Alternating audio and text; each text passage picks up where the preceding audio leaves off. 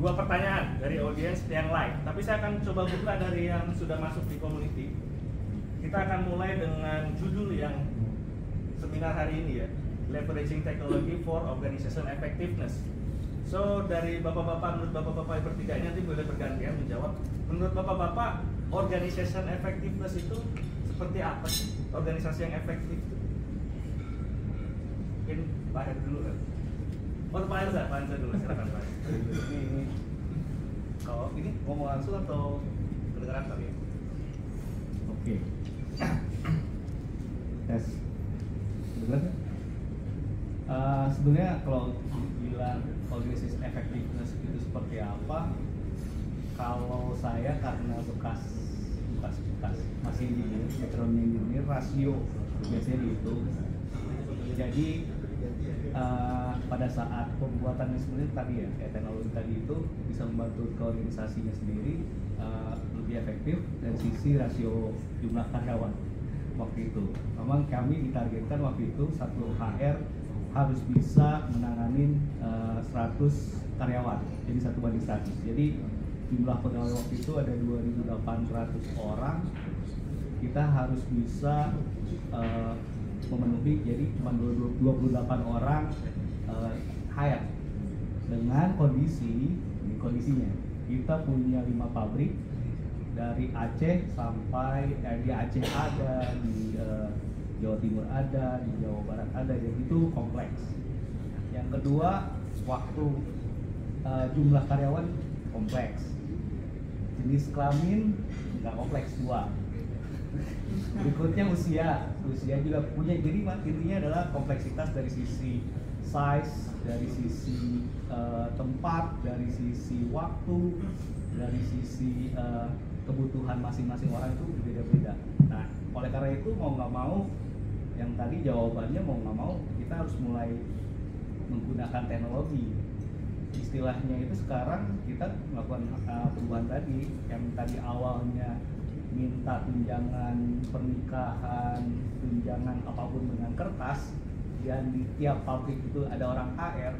Dengan teknologi, karena semuanya bisa dilakukan sekarang dengan handphone, request itu, surat keterangan cepat segala macam, jadi kita udah bisa turunkan dari jumlahnya 100 sekian karyawan HR jadi 1 sekarang saat ini 32 orang HR termasuk direkturnya. Artinya mendekati dari target awal yang 1:100 tadi. Itu sih menurut saya efektivitasnya ya dari sisi teknologi. Seperti itu. Baik, terima kasih. Pak Erwin silakan Pak. Oke, selamat malam. Kalau bicara organization effectiveness, kalau saya pribadi sih memang melihat masing-masing organisasi akan punya definisi apa yang mereka maksud sebagai efektif gitu. Tetapi umumnya itu akan bicara sebagai perusahaan adalah produktivitas, mana yang lebih produktif, mana yang lebih efisien gitu ya, dengan berbagai bentuknya. Nah, tetapi gitu ya, seperti yang tadi disampaikan, itu beberapa diantaranya itu diterjemahkan adalah menjadi organisasi yang paling efektif. Berarti kita bicaranya adalah tadi salah satunya adalah bicara rasio. Selain rasio, kita akan bicara juga orang yang tepat di tempat yang tepat, atau desain organisasinya yang paling pas seperti apa. Nah, itulah yang pada saat kita bicara organization effectiveness, menurut pendapat saya pribadi antara lain itu. Nah, tetapi bagaimana kemudian penggunaan teknologi, saya cuma mau kasih contoh apa yang kami lakukan. Mungkin juga kalau sempat memantau gitu ya, kami dalam pada saat pandemi ada reorganisasi, memang judulnya juga adalah organisasi effectiveness. Nah, di situ yang teknologi yang kami gunakan adalah satu adalah bagaimana aplikasi atau solusi digital bisa membantu kita dalam melakukan proses. Pada waktu kita desain organisasi dan lain sebagainya, misalkan kebetulan kami pakai salah satu aplikasi yang fokusnya adalah untuk desain organisasi. Nah, sehingga gitu ya, HRBP dan line manager itu akan fokus kepada hal yang paling penting, yaitu bagaimana mendesain organisasinya, bukan sibuk menggambar kotak dan garis di PPT atau di Visio. Nah, artinya kalau kita menggunakan salah satu solusi teknologi seperti itu sudah cukup membantu kita untuk kemudian menjadi fokus pada yang lebih esensi dari untuk kita sebagai praktisi HR-nya. Itu salah satu proses dari teknologi. Yang kedua, itu adalah penggunaan teknologi lain yang kami lakukan adalah salah satu dampak dari proses reorganisasi, right sizing, yang redundant dikurangi, kemudian yang kurang ditambahi, gitu ya. Yang bisa dilakukan proses yang lebih baik, kita lakukan perubahan proses. Salah satunya tempat saya sendiri misalkan adalah jumlahnya harus berkurang, tetapi secara proses atau workload-nya itu masih tetap sama. Tetapi karena nature kebetulan di tempat saya kebanyakan itu administrasi, maka ini diganti dengan robot. Kita menggunakan RPA gitu. Nah, apakah itu menjadi lebih efektif? Bisa jadi iya gitu, karena paling tidak mengurangi human error. Tetapi itu nanti akan perlu prasyarat bagaimana kita bisa menggunakan RPA untuk proses mana dan lain sebagainya. Jadi ada berbagai aplikasi dari teknologi digitalisasi yang pada ujungnya akan mencapai organization effectiveness.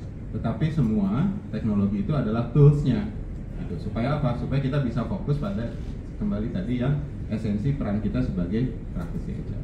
Dari saya sih kira-kira begitu. Terima kasih Pak Erick. Oke, terima kasih. Jadi kalau saya mungkin teman-teman tadi mendengarkan dari sisi praktikalnya, saya lebih senang kalau melihat teknologi ini dari aspek filosofinya. Jadi kalau teman-teman ditanya teknologi itu apa aja, udah kita akan berpikir banyak kali ya. Jadi saya menyorotinya lebih baik, lebih yang disebut efektivitas itu ketika teknologi secara tepat guna digunakan. Saya pernah ke Cianjur Selatan, di sana nggak ada listrik, Pak Haji punya kulkas, taunya untuk menyimpan baju. Buat kita lucu gitu, dan nggak ada salahnya gitu, tapi nggak tepat aja. Ya. Jadi teknologi yang kekinian juga banyak, misalnya kalau nanti kita bahas misalnya apalagi AI begitu. AI itu pisau bermata dua.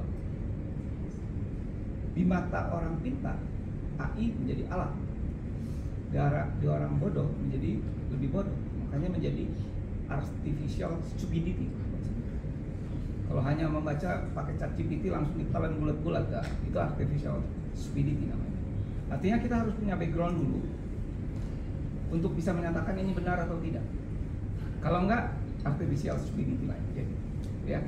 Jadi justru saya menyorotinya nggak apa-apa pakai teknologi yang sederhana. Misalnya saya kemarin ke Baduy melihat bagaimana orang Baduy itu mencegah tikus supaya tidak masuk ke lumbung padi mereka. Jadi di tiang itu ada satu bulatan. Ketika saya tanya ini untuk apa? Ketika tikus naik itu dia akan jatuh lagi.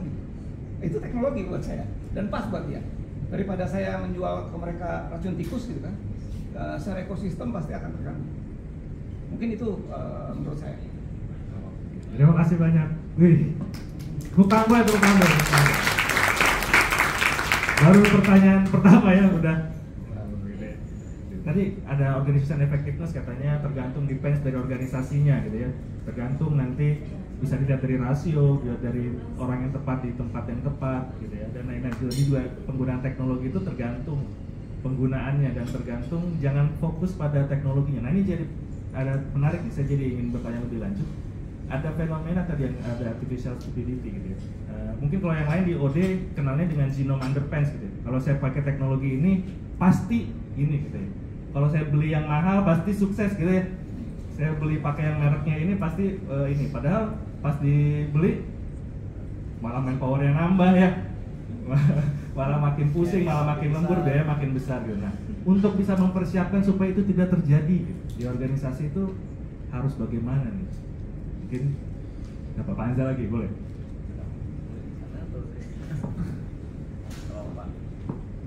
Emang generasinya banyak latah sih sebenarnya, apalagi kalau udah bos-bos kumpul ya. Kamu pakai apa? Terus pakai ya sebut nama boleh kemarin ya, sampai susah faktor, ikut-ikutan semua ikut karena ada semacam pride atau semacam tadi latah itu tadi ini ikut-ikutan. Dan kalau sudah seperti itu sebenarnya yang diperlukan benar sih masalah tepat guna itu. Kita bisa jelaskan terkait dengan kebutuhan organisasi itu. Yang paling penting itu ketika beli sesuatu teknologi itu in the end of the money itu apa sih, apa yang mau dikejar paling akhir. Misalnya ya dengan menggunakan ini kita bisa tahu hari ini karyawannya jumlahnya berapa, di mana ya kita bisa kasih solusi yang lebih simpel sebenarnya. Oh kalau misalnya seperti itu bapak kebutuhannya, maka nggak harus menggunakan ini. Kita bisa bilang bahwa memang biayanya sekian, jadi suatu pertimbangan juga di situ. Itu salah satu sih caranya untuk bisa gimana ya? Ya memang kadang-kadang sulit ya. Ketika misalnya udah jadi perintah, udah harus, tapi pada saat yang sama mungkin kita bisa kasih feedback yang bagus.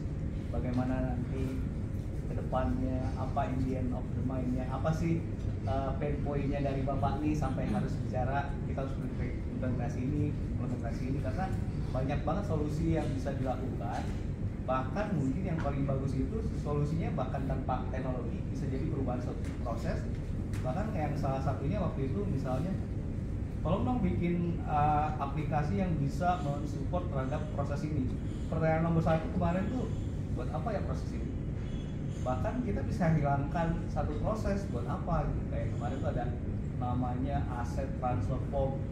Kalau ini kan masih satu perusahaan ya, untuk bisa melakukan itu nggak harus setiap pergerakan harus ditempel dan lain-lain. Jadi udah hilangkan. Jadi nggak perlu kita bikin form baru ini karena kita kembali lagi tadi proses ini perlu nggak ya? Atau bisa nggak solusinya nggak teknologi? Atau kembali yang kayak kemarin bikin lagi satu proses berapa banyak frekuensinya dalam setahun? 5. Buat apa kita bikin teknologi segitu mahal, tambah lagi biaya segala macam? Ternyata cuma 5. Jadi benefit ini yang selalu ya ditanamkan ketika kita mau minta anggaran segala macam. Di kami ini benefit cost ratio itu udah satu mainan yang harus dipegang. Jadi berapa sih benefitnya? Apa sih yang kamu dapatkan dengan implementasi ini? Berapa biaya yang harus ini? Kapan balik modal itu selalu pitching untuk saya bikin suatu sistem itu yang 5 minute pitching itu benar kejadian. Elevator pitching itu benar karena pas ketemu, oke, berapa? Masukin benar-benar di lift, saya mau turun ke bawah, gas tak, ini benefitnya segala macam, cuma 5 menit, tapi itu yang paling penting. Kalau mau apa istilahnya tepat guna teknologi, karena tadi nggak semua teknologi itu selesai dengan pikirannya. Misalnya dengan mengimplementasikan suatu teknologi yang mahal, semua beres, jadi kayak semacam magic potion. Itu yang perlu diketahui sih. Ya. Terima kasih Pak Anza. Pak Pak boleh menambahkan? Saya rasa tadi udah cukup panjang lebar. Tetapi kalau dari saya mungkin dari satu perspektif saja bahwa setiap perubahan itu yang salah satu yang kita perlu untuk perhatikan adalah capacity to change. Jadi capacity to change ini perspektifnya banyak.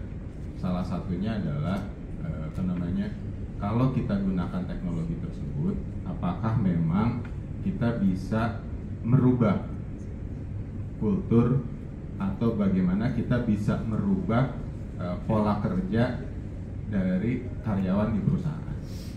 gitu ya. Nah, apakah mereka siap? Apakah kita bisa persiapkan dan seterusnya? Kenapa? Jangan sampai investasi yang sudah susah payah diperoleh itu kemudian menjadi tidak efektif. Ya, kita di HR sudah cukup lama gitu ya, dari masih hitam sampai berwarna gitu ya.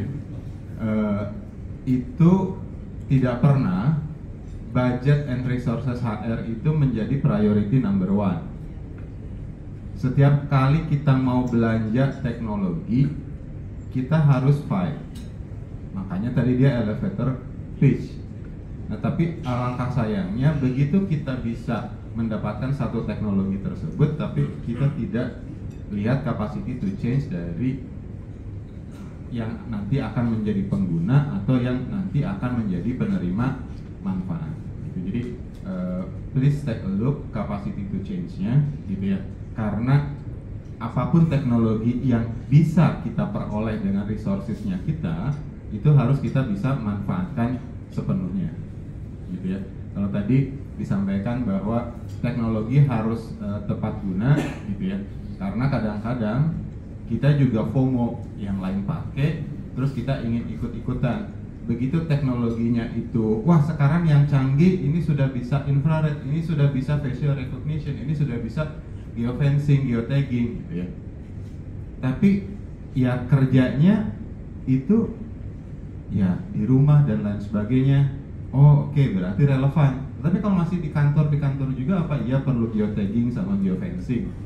Tapi keren loh. Jadi kadang-kadang begitu kita ketemu sama teman-teman kita di IT, mereka yang akan lihat yang lagi tren sekarang apa. Tapi does not necessarily itu yang kita butuhkan. Sementara kita untuk dapat budgetnya berjuangnya setengah mati. So kalau dari saya pesannya ya lihat capacity to change. Terima kasih Pak. Pak Heru mau menambahkan Pak? Boleh. Tadi masih bilang budgetnya perlu fight, Pak Buknya kenceng banget. Silakan Pak. Betul. Artinya kan gini, waktu memilih teknologi bisa saja tadi kalau istilah saya itu korban mode. Jadi kalau lagi semua ke arah sana. Nah, karena saya baru belajar di data science, kemudian di artificial intelligence, justru istilah one size for all itu nggak ada. Saya punya data yang sama, punya algoritma yang sama, punya pemikiran yang sama, hasilnya bisa beda. Meskipun semua parameter sama. Itu artinya apa? Teknologi nggak bisa istilahnya dibongkar pasang terus kalau di sini pas lagi. Masih perlu fine tuning, hard parameter tuning dan lain sebagainya untuk bisa jalan. Jadi buat saya nggak ada itu panahea. Panahea itu apa ya? Mungkin teman-teman dulu pernah belajar buku mujarobat atau obat mujarobat. Jadi kalau datang ke dokter obatnya pasti itu yang putih sama hitam gitu. Mau sakitnya pusing, sakitnya apa itu nggak ada kalau buat saya. Itu saja Pak. Terima kasih banyak. Tepuk tangan boleh, bukan saya. Kalau Bapak izin, ini ada pertanyaan yang langsung menjurus menyebut nama nih. Jadi nanti mungkin kebagian satu-satu. Pertanyaan berbeda menurut ekspertisnya masing-masing. Saya ke Pak Heru dulu Pak ya. Nah ini katanya, tapi ini nggak ada namanya, di anonimus. Khususnya ke Pak Heru yang banyak menulis tentang aplikasi generatif AI. Kita harus mulai dari mana ya untuk bisa, kan AI banyak, apalagi beberapa industri AI itu apa sih gitu ya. Nah ini taunya AI itu ChatGPT, padahal nggak cuma itu. Nah, mulai dari mana sih kita untuk bisa menggunakannya dan untuk meningkatkan produktivitas tim khususnya HR? Pertanyaannya menarik. Kita mulai dari mana? Mulai beli dari komputer dulu Pak, dan beli itunya, beli akunnya OpenAI gitu. Kalau itunya nggak punya gimana? Ya, kalau nanyanya begitu saya jawab gitu, daftar dulu OpenAI gitu. Mulai dari situ dulu. Oke, jadi kalau saya jawab, mulainya dari mana? Semuanya mulainya dari mindset. Percuma kita beli OpenAI, tapi nanti nanyanya yang enggak gitu. Itu udah gitu nanyanya, oh yang bodoh OpenAI. Kayak sekarang misalnya, OpenAI ditanya undang-undang cipta kerja, ya pasti nggak bisa lah. Dia itu sampai tahun 2021 datanya. Nah, kalau saya mengembangkan lagi, bagaimana saya mengembangkan pengetahuan baru, misalnya di PDF, di teks atau di doc, dimasukkan lagi ke OpenAI-nya supaya OpenAI-nya pintar. Jadi kewajiban kita untuk membuat si OpenAI ini menjadi pintar.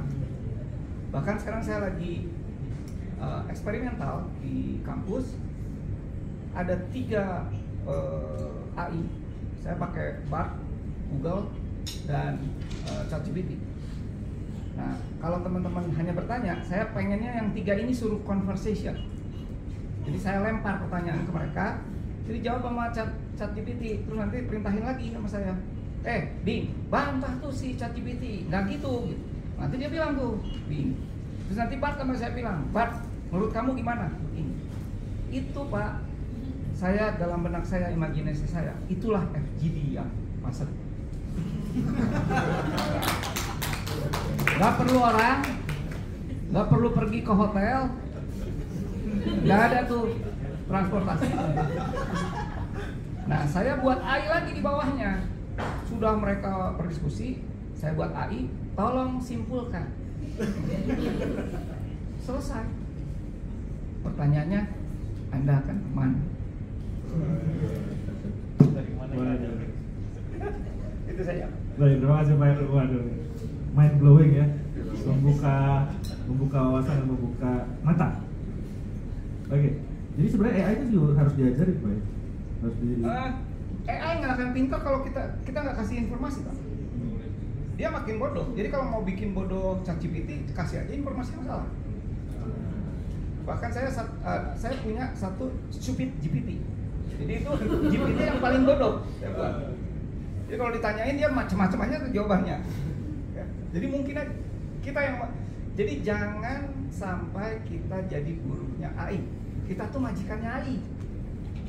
Jadi kewajiban kita mendidik dia, menjadikan lebih pintar, itu kewajiban kita. Jangan dibalik. Kalau dibalik kita jadi guru, waduh, sengsara. Terima kasih Pak Heru. Ada yang nonton Mission Impossible 7 kemarin? Ada NTT ya? Nah, jangan sampai kita jadi diperbudak AI. Yang mau nonton? Nonton lah. Kerja mulu. Tipes.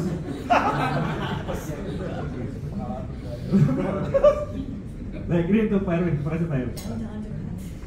Untuk Pak Erwin. Nah, ini ada khususnya di RPA nih. Nah, boleh dikasih contoh use case-nya nggak Pak? Yang sudah dilakukan dan manfaatnya itu sejauh mana impact-nya? Oke,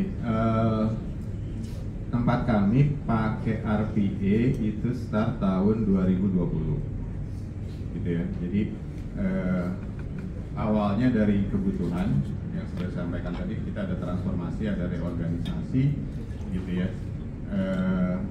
Sehingga salah satu fungsi di tempat saya direview. Apakah memang saya butuh sebanyak itu untuk payroll? Nah, manajer payroll saya itu sudah sangat lama di sana, sangat senior.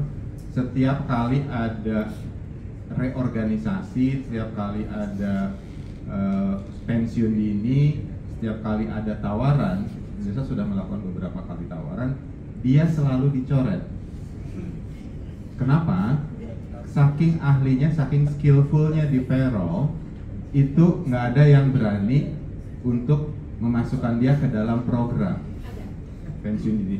Dia setiap kali ada program pensiun ini dia daftar karena dia yang ngitung. Dia udah ngitung, ngiler nggak kebagian. Setiap kali ada pensiun dini dicoret semua sama atasan. Nah, terus waktu giliran saya masuk ke sana, terus saya bilang sama dia, terserah kamu mau ikut atau tidak, itu putusannya bukan di saya, karena saya mewakili perusahaan manajemen. Saya berkepentingan bahwa pekerjaan ini berkelanjutan. Kalau kamu tidak bisa kasih saya solusi, atas kamu pergi, maka pasti kamu tidak saya izinkan pergi. Sesimpel itu. Pada waktu itu pilihannya yang terbayang di saya adalah payroll outsourcing. Payroll di outsource ke tempat lain. Ya, kamu silahkan cari kalau memang salah satu solusinya itu, tapi pastikan ongkosnya lebih murah dari gaji kamu, bonus kamu, lembur kamu. Ya kan? Nah, tetapi dalam perjalanannya ketemulah kita dengan solusi teknologi robotic automation proses. Robotic process automation. Jadi proses otomasi. Nah, apa yang bisa dilakukan oleh RPA ini adalah untuk melakukan proses-proses yang sifatnya berulang, yang sifatnya itu bisa didefinisikan, sifatnya berdasarkan rule. Nah, jadi ini penting ya, RPA itu tidak sama dengan AI. Masih banyak orang keliru. Kalau RPA itu bego ya. Nah, kalau disuruh maju, ya dia maju. Disuruh belok, dia akan belok. Tapi itu harus semua diprogram. Tetapi sepanjang dia masih bisa dibuat algoritmanya. Kalau begini skenarionya, maka begitu. Jika begitu, maka begini. Nah, ini kan cocok buat payroll. Di payroll apa yang dilakukan? Cross reference doang kan. Kalau levelnya segini, maka ini segini. Bila gajinya begitu, maka hitungnya begini. Apakah dia boleh kreatif?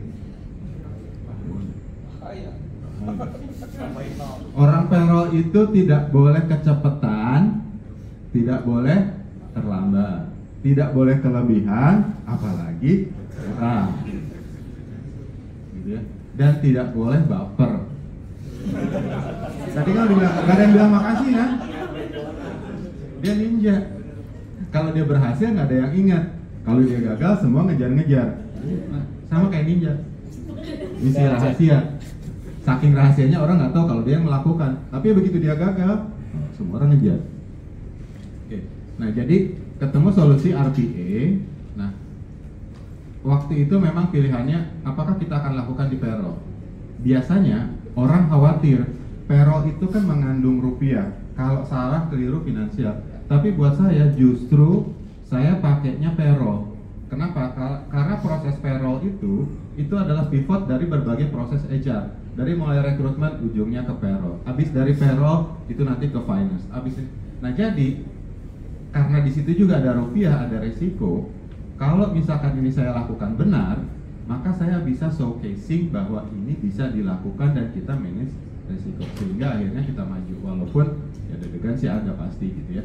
Nah, tetapi ya selama setiap project IT pasti kan kita selalu lakukan piloting, kemudian mirroring dan lain sebagainya. Nah, jadi yang kita lakukan adalah di payroll di 2020. Ya manfaatnya ya itu manajer payroll saya bisa bensin gini. Gitu ya. Nah, jadi berkurang sehingga anak buahnya bisa sebelum ada RPA itu 3 orang payroll itu duduknya di situ terus. Yang lain bisa makan siang, lain bisa nonton gitu tuh udah tanggal 15 tanggal itu terus aja di situ. Nah, sekarang itu sudah mulai bisa belajar lagi, bisa ini yang lain dan lain sebagainya. Nah, payroll kita start di situ. Kemudian setelah payroll itu yang sudah kita implementasikan adalah onboarding proses. Onboarding prosesnya, bukan onboardingnya sendiri. Nah, jadi mulai dari mengirim untuk orang yang sudah direkrut, sudah keterima, itu kan mulailah proses administrasi. KTP sudah di awal, tapi kemudian kita minta NPWP, buku tabungan, ini itu this and that, kemudian nyiapin laptop dan lain sebagainya. Prosesnya biasanya bolak-balik, belum zaman meterainya masih meterai tempel, gitu ya. Nah, sekarang proses itu kita sudah lakukan pakai RPA, gitu, sekarang RPA. Jadi kita projectnya adalah 5 to 18, gitu judul projectnya. Bukan artinya mulai kerja jam 5 sampai jam 18, tapi merubah dari proses yang asalnya membutuhkan waktu 5 jam menjadi 18 menit. Jadi waktu kita convincing soal impact-nya, tinggal kita hitung saja man hour-nya berapa. Sekarang dari asalnya man hour 5 jam hanya 18 menit. Dalam konteks waktu yang bisa dipakai untuk learning, development dan lain sebagainya dari karyawan tersebut. Jadi use case yang kita udah lakukan, yang kedua adalah proses onboarding, termasuk mem-PHK kucing yang menjilat untuk metre. Karena sekarang NKRI saja sekarang kan sudah memperkenalkan digital e-metre kan, yang kita manfaatkan. Jadi kita gunakan salah satu solusinya sehingga begitu dia sign digitally gitu ya, si dokumen yang dikirim digital, ditandatangan digital tersebut dilempar ke solusi untuk e-metre sehingga. Tapi memang masih ada kandidat yang dia masih minta fisik ya, itu generasinya memang lihat dari rambutnya aja gitu ya. Tapi kalau ada yang sekarang ya semua. Jadi itu dua contoh use case yang kita sudah lakukan untuk yang RPA. Yang sekarang kita masih prototype itu adalah menggabungkan tadi si RPA yang prosesnya tadi adalah otomasi tadi berulang dengan artificial intelligence dan lain sebagainya. Nah, merambah masuk di project untuk rekrutmen. Karena di rekrutmen itu perlu untuk screening CV, memilih dan lain sebagainya. Dan disitulah mulai ada campuran antara machine learning untuk mengolah data tadi, tapi prosesnya ini dilakukan otomasi. Nah, ini masih ongoing. Tapi itu artinya banyak sekali pekerjaan-pekerjaan yang bisa dilakukan. Jadi sekiranya pekerjaan Anda ya itu juga Senin sampai Selasa, kemudian masih begitu juga, ya waspada lah. Baik, terima kasih Pak Heru. Boleh ke Mas Ansar, Mas.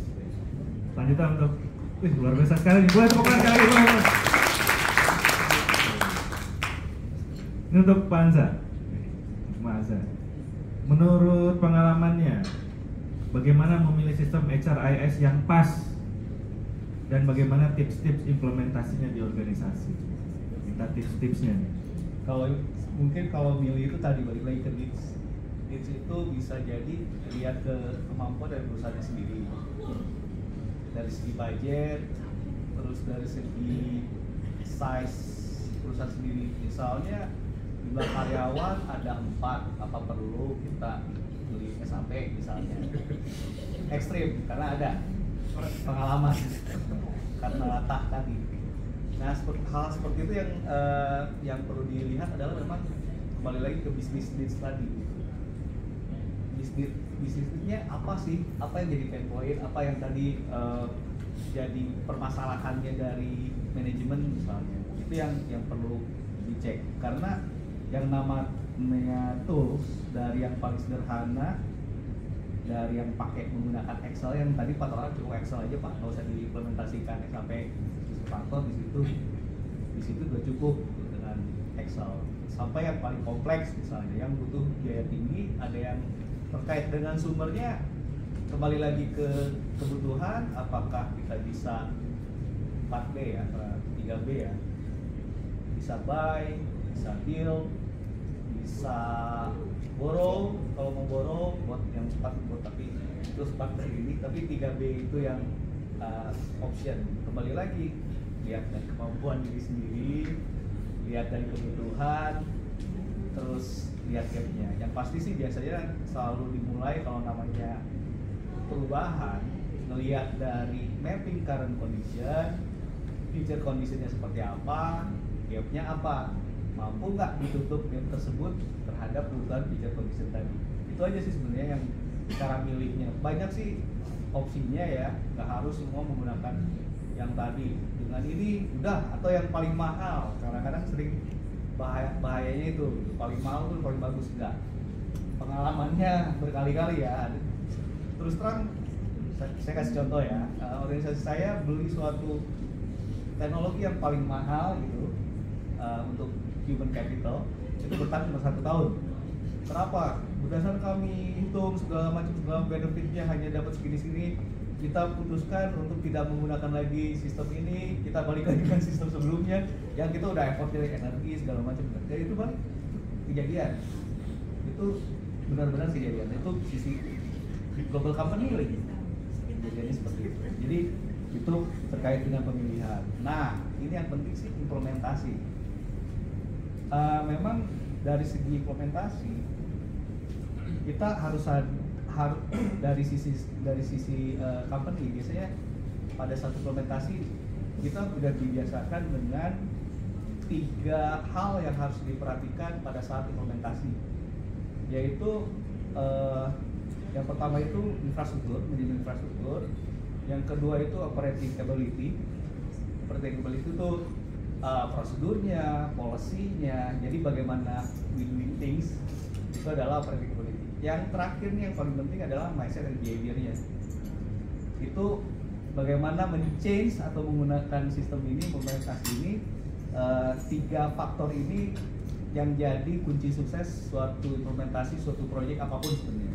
Tidak hanya IT apapun, tapi saya contoh untuk IT itu untuk HCIS sistem 3 ini harus diperhatikan. 1 fail udah, artinya gini, kita udah siapin tadi beli tools, gak siap dengan prosedur, gak siap dengan filosofi talent management, model seperti apa talent managementnya, bagaimana cara mengisi cara itu udah fail. Atau mindset behaviornya, bagaimana Anda mengimplementasikan suatu input yang tadi sukses faktor talent management bagi karyawan yang ada di gunung sana, di Sulawesi, di Tonasa, saya sebut nama tempat jadinya, yang biasa kerjanya sama mesin. Terus kita bahas mau bicara bagaimana mengakses orang, bagaimana mengetahui anak buah Anda diakses dengan berbagai model yang complicated, yang pakai star lah, situation segala macam, yang mungkin bagi dia saya tugasnya mencet tombol gitu. Saya cuma tahunya itu, saya tahu malu, tahu gitu. Itu kembali lagi mindset behaviornya. Saya ngalamin yang tadi untuk implementasi yang istilahnya handphonenya aja masih yang lama. Yang ya Bapak gimana caranya untuk bisa tadi untuk tunjangan kesehatan, bahkan handphonenya pun masih yang istilahnya kalau boleh dibilang Nokia zaman dulu lah. Gimana nih gitu? Apa atau yang pernah kita lakukan proses pelatihan orang tersebut, Bapak ya silakan exit ya. Bukannya tombol exit malah keluar. Ini kejadian beneran. Saya juga kaget kok bisa sampai kayak gitu, tapi itu kejadian. Jadi beda-beda apa terkait dengan mindset behavior juga penting. Nah, itu 3 faktor yang sungguh X kalau dibilang. Berikutnya ada yang namanya change management pada saat implementasi. Itu adalah tahapan orang untuk bisa sampai ini digunakan. Sebenarnya paling ujungnya itu udah jadi kebiasaan. Kalau kita sebutnya culture gitu. Culture itu sebenarnya kebiasaan yang udah gak usah dikasih tahu, udah jalan sendiri. Nah, itu culture sebenarnya. Itu ada tahapannya sendiri. Mulai dari yang tadi udah bagus nih, Bu. Dari itu udah menjelaskan sebenarnya. Mulai dari introduction-nya sendiri, mengenalkan sistemnya sendiri. Ada tahapannya sebenarnya yang kayak kurva gitu, ada yang research segala macam, tapi ada cara-caranya sendiri di change management. Mulai dari yang pasti gaining komitmen dari atas, itu nomor 1. Kalau nggak ada itu dari atas, istilahnya BOD-nya pun nggak mau ngabsen, menggunakan pakai fingerprint atau apa ya, forget it gitu. Itu juga susah. Jadi harus dari top komitmen udah. Berikutnya yang dibikin introduction. Introduction itu kembali lagi ini yang baru. What's in it for me-nya itu harus dapat. Percuma kalau kita bilang, oh iya ini teknologinya nomor 1 di dunia, oh kalau ini beres segala macam. Enggak. Yang tadi dijelaskan, Bapak dengan implementasi ini akan berpengaruh. Misalnya tadi gak usah repot-repot Bapak ke kantor untuk dapetin fasilitas, gak usah surat keterangan minta dibasahin gitu, kita cepet itu udah langsung keluar otomatis, udah ada tanda tangannya, udah lengkap, dipakai buat ke bank, udah diterima. Jadi ini jadi buat dia sendiri, oh iya saya harus menggunakan ini. Jadi ada kalimat facility for me yang masuk pesan ke dalam si pengguna tersebut. Kayak kita menggunakan Gojek lah ya, mulai oh enak nih, oh enak. Nah itu berikutnya udah sampai pengenalan, terus ada pelatihan-pelatihan lewat perubahan mindset tadi itu. Yang paling penting terakhir adalah sustainability. Jangan sampai ini udah lagi enak-enak, lagi musim, tapi pas berikutnya hilang. Sustainability bisa dilakukan dengan proses refreshment tadi, diulang-ulang, karena pasti ada orang baru lagi, ada teknologi baru atau itu yang perlu kita mau nggak mau harus diulang. Ada beberapa tools di situ ya, ada semacam kayak berapa banyak sih yang menggunakan. Ada juga yang namanya sustainability report, ada survei, readiness survei, segala macam itu bisa dilakukan. Jadi kalau mau implementasi yang dari suku X ya harus lengkap semua, harus pikirin infrastrukturnya, harus pikirin operability-nya, harus pikirin mindsetnya dengan pelatihan tadi. Nah, tahapannya sendiri yang bikin change management cycle. Itu aja sih. Terima kasih Pak Hansa. Oke, kita mungkin akan berikan lempar kesempatan pertanyaan. Dua pertanyaan, langsung ke belakang. Boleh, silakan. Saya manggilnya kakak aja ya, masih pada muda semua di sini. Kakak silakan. Maaf nih yang lain duluan ya.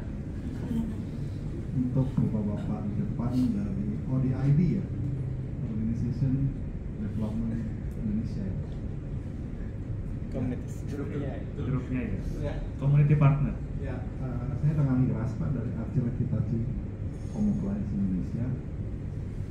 Pertanyaan saya simpel Pak. Kebetulan saya lagi di bulan Juli kan semuanya kan pasti akan membuat plan ya, 2024 ya Pak. Kebetulan di kami ini subsidiary di Asia Pasifik, headquarter di Thailand. Direktur saya itu Amerika, tapi direktur utama kami di sini Turkish. Saya mau nanya pendapat bapak di depan sebagai expertise. Ini langsung yang saya alami Pak ya. Dari segi MD kami di Indonesia menginginkan bisnis growth di 2024. Tapi dari segi global, dari segi headquarter, himbauannya bahwa headcount kita itu nggak boleh lebih daripada estimasi di awal tahun 2020 kita ini. Sebagai seorang HR ya Pak ya, kita sebagai seorang apa namanya people director, tentu kita sangat, kalau saya pribadi sangat terbantu dengan ambisi daripada MD saya saat ini di sini, bahwa 2024 ini kita punya cita-cita sebagai growth bisnis dan menambah headcount lebih daripada 10 gitu ya. Kak Nanta mohon izin mau di karena kita waktunya terbatas, Iya. Boleh langsung ke poin pertanyaannya dulu. Poin pertanyaan saya sebagai organisasi ke depan, apakah kita lebih berorientasi pada budget atau pada ambisi daripada bisnis itu mencapai sebuah perkembangan yang di future ya, belum tentu itu tercapai, tetapi sangat worth it untuk dicoba. Terima kasih. Terima kasih Kak. Wah, ada yang mau jawab nih? Kira-kira pertanyaan tadi untuk tahun depan, fokusnya ke budget atau ke ambisi bisnis? Ini pengalaman ya, jadi memang pasti dituntut semua untuk seperti itu sih Pak. Maksudnya ada salah satu direktur pas keluar lapangan, saya ini harus jadi pesulap, I have to be a magician. Kenapa? Saya targetnya adalah sekian billion, tapi di saat yang sama saya harus nutup berapa batching plan waktu itu, batching plan. Karena FTE-nya nambah juga, itu saya harus jadi magician waktu itu ceritanya.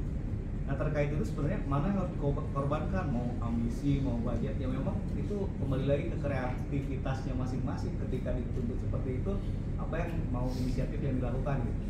Salah satu contoh yang ketika itu dilakukan, ini cuma contoh aja ya, apakah itu digunakan itu saya nggak tahu bisnis seperti apa. Dia menggunakan ketika diminta untuk mengurangi personal cost, dia tahu batching plan ya, untuk bikin beton itu dia pakai remote batching plan. Sebelumnya setiap batching plan harus ada orang-orang yang membuat mengoperasikan batching tersebut.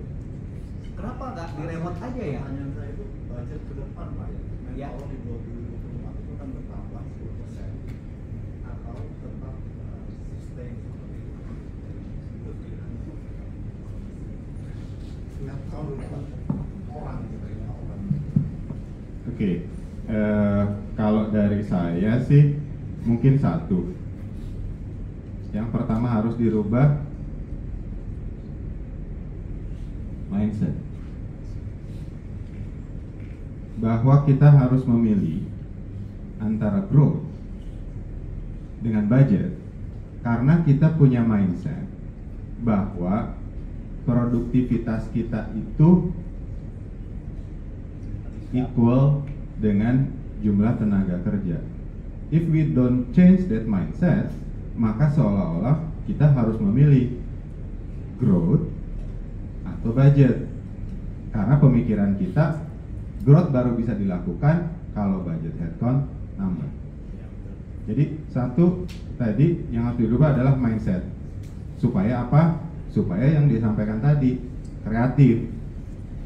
Di Indonesia kreatif muncul kalau kepepet. Makanya dari global mepet ke Indonesia. Lalu jawabannya sesederhana itu. If you don't change your mindset, you will stuck with that question. Budget growth, budget growth. You have to find another way. If you're still doing the same, don't expect other result. Saya tambahkan. Mungkin tadi saya selesaikan ya tadi terkait budget tadi itu harus tambah growth, penjualan di saat yang sama harus ngurangin atau mungkin tadi pertambahannya nggak terlalu banyak. Ya, tadi contohnya ada satu buatan batching plan tadi akhirnya bisa di remote. Satu orang bisa menanganin 3 batching plan dari lokasi di luar dari batching plan-nya sendiri. Itu salah satu yang tadi kreativitas yang ternyata dia jadi magician yang diminta oleh saya harus jadi magic nih budget, karena benar mindsetnya selalu dengan tambahan budget, artinya growth itu tambahan sales yang waktu di grup juga nambah sales akan nambah lagi produktivitas, akan nambah penjualan, belum tentu. Itu kembali lagi ke bicara tentang orang yang saya bilang tuh, satu orang menghasilkan 10, dua orang menghasilkan 20, nggak seperti itu. Bisa jadi satu orang bisa jadi 5 atau bisa jadi 30, bisa 100 tergantung dari interaksi tadi segala macam. Jadi nggak bisa di segampang itu maksudnya. Tidak eksak. Tidak selalu bahwa setiap untuk naikin growth harus dengan budget yang besar juga. Kita harus dua-duanya malah. Baik, terima kasih. Oke, satu lagi Pak Heru masih keburu atau sudah? Sudah satu terakhir ya. Terakhir, Kita udah silakan. agak over. Sudah, Silakan silakan. sekali lagi ya. Tadi mic-nya masih di situ ya? Singkat terus ya. Udah nggak ada ya? Mic-nya jangan dikantongin. Saya 20. Oh itu.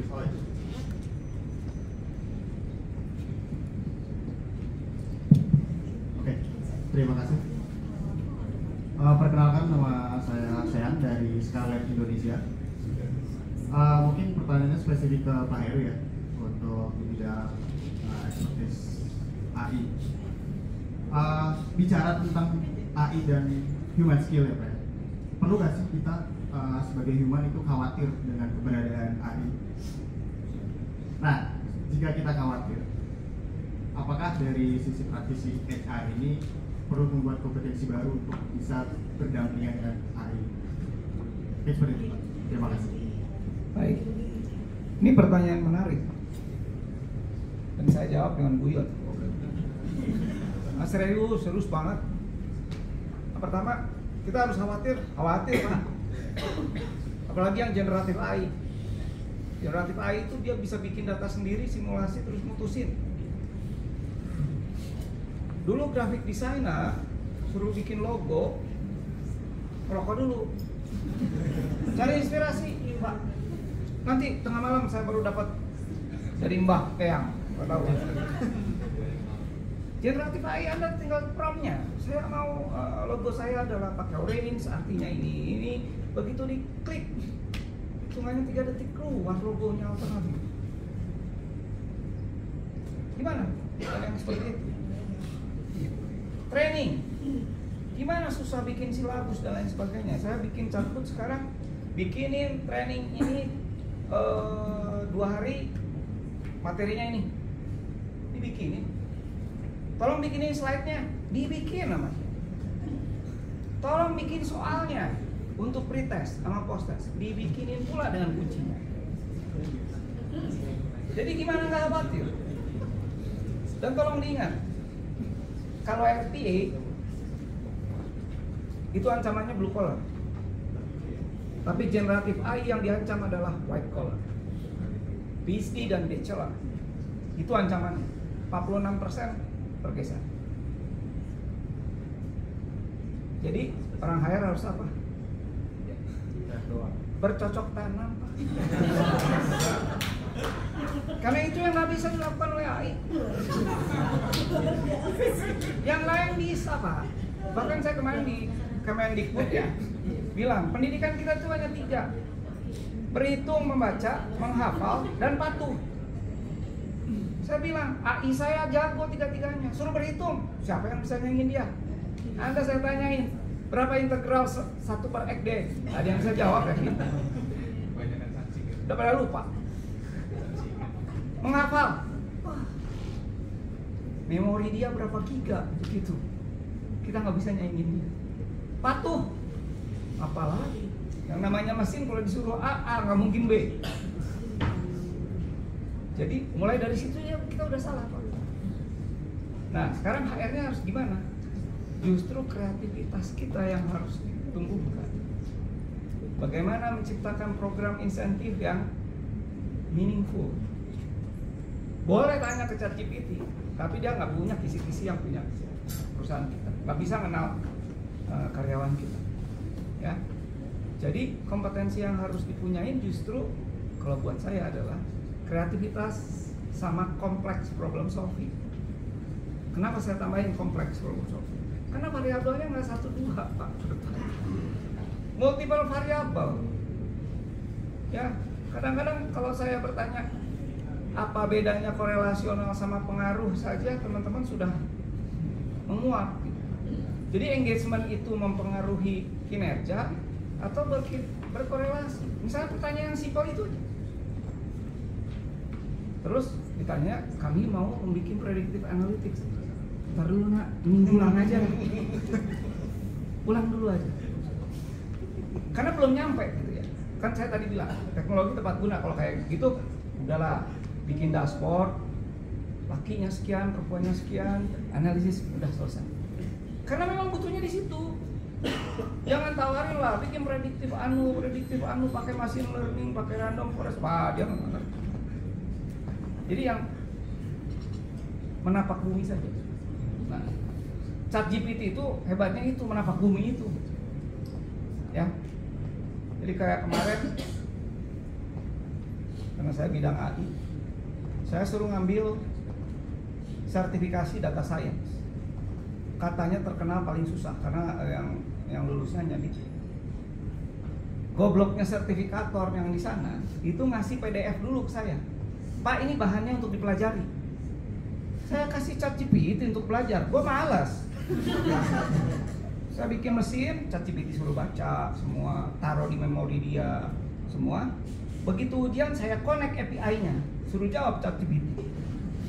20 soal, 20-20-nya benar.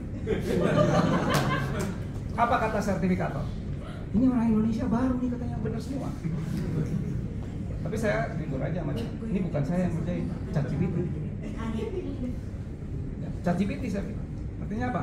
Sistem Anda sebetulnya sangat lemah. Saya bilang aja gitu. Dilematis gitu dari segi mereka. Nggak ngasih bahan. Nggak fair, salah kan?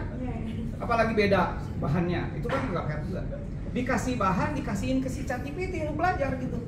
Kitanya nggak belajar. Jadi kalau saya sekarang ada orang pintar banget gitu, saya nggak percaya. Nggak ada. Di belakangnya pasti dibantuin itu, ya. Karena dulu saya juga sama, Pak Heru, tolong jadi imam di masjid gitu. Dan hafalan saya juga lemah. Saya sama istri saya diundang gitu. Sekarang kan banyak undangan yang dipisah tuh laki perempuan. Pulang sendiri saya, Pak, di tol baru saya ingat, oh bawa istri saya. Sampai separah itu.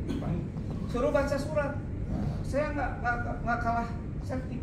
Saya beli Google Glass, taruh di sini, baca. Orang lain yang hebat bacaan, pakai Google Glass, bantu teknologi, ya. Bahkan sampai sholat Jumat, imamnya nggak bisa datang khotibnya. Pengurus siapa nih yang ada? Oh, Pak Heru. Pak Heru naik sana. Buat khutbah Jumat tentang hikmah. Sekian. Pakai transliterasi Arabnya. Udah, gua bacain. Selesai ya? Iya, selesai, aman. Sampai sejauh itu. Tapi ya saya juga nggak setuju sih kalau misalnya khotbah Jumat udah ya dari ChatGPT masukin ke mic gitu. Nanti sholatnya juga dipimpin sama dia, wah itu mah itu udah bid'ah, nanti kena neraka gitu ya. Jadi mungkin aja Pak. Jadi kalau kita harus khawatir, harus. Dan kita harus siap-siap dengan, kalau saya COVID itu latihan. COVID itu baru latihan dalam menghadapi perubahan.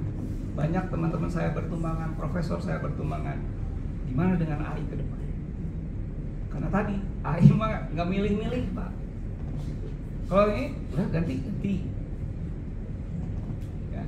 Dan saya lebih senang kurvanya Dunning-Kruger. Jadi kita learning. AI itu adalah teman yang baik untuk unlearning Pak. Kalau untuk learning jangan, tanya ke ChatGPT learning mah bisa salah. Tapi untuk unlearning dia bagus. Coba kalau kita belajar tentang ini, coba kamu counter pendapat saya. Kita belajar unlearning. Kemudian sintesakan hasil belajar saya dengan dia.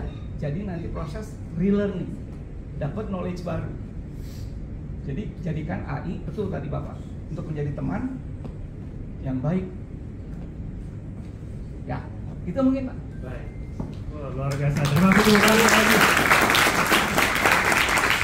Saya coba men-summarize, ada 3 keywords mungkin men-summarize ini semua. Tadi pertanyaan tadi, yang pertama kita harus, kalau mau leveraging teknologi untuk organization effectiveness, kita harus begin with the end of mind. Terus kita juga harus lihat dulu capacity of change. Jangan cuma ngomongin, oh ini canggih apa enggak gitu ya. Terus yang ketiga tadi, harus pilih teknologinya yang tepat guna. Dan yang keempat terakhir adalah siap-siap bertani. Oke. Saya benar serius itu, serius saya.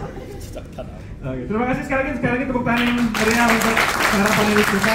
Semoga ada manfaat yang bisa diambil. Selamat malam, saya kembalikan kepada Mbak Devi. Terima kasih.